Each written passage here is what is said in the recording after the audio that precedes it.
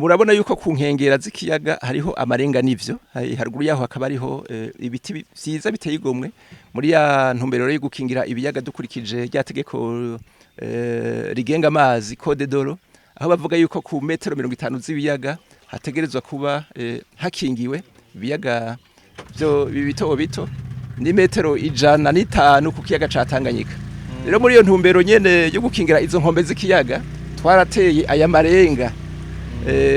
akikuje ikiyaga cose mu nyuma y'amarenga harisi ikomeye kuko murazi ko amarenga bahantu hasa nahabomvye inyuma yaho ri twaciye duteraho ivyo biti vy'imigereveriya muri rusange ibiti bibana n'indimo kugira ngo izo metero 50 zikigira ico kiyaga ntihabu bwambure.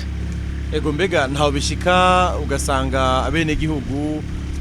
bariraye kurima ahantu hari munsi izo metero 50 mbega aho muca mukora iki? Nico gituma dufise abakozi batandukanye muri ivyo biyaga byose nagenda babwira 8 OBP yarashizeho abakozi abo bita ba garde de forêt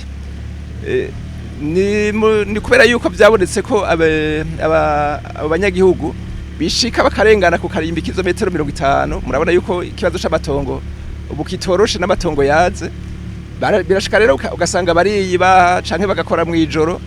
bakaja kumaruka kuri izo metero 50 abagarde nico bariko barakora mbere na baba tuvuga babafatanya bikorwa mu bijanye no gukingira ibidukikije baba bajeje intwaro baba ayo mashira hamwe yaba amakomite agiye ku mitumba dukorana baba n'abamonitere bo ku mitumba kuko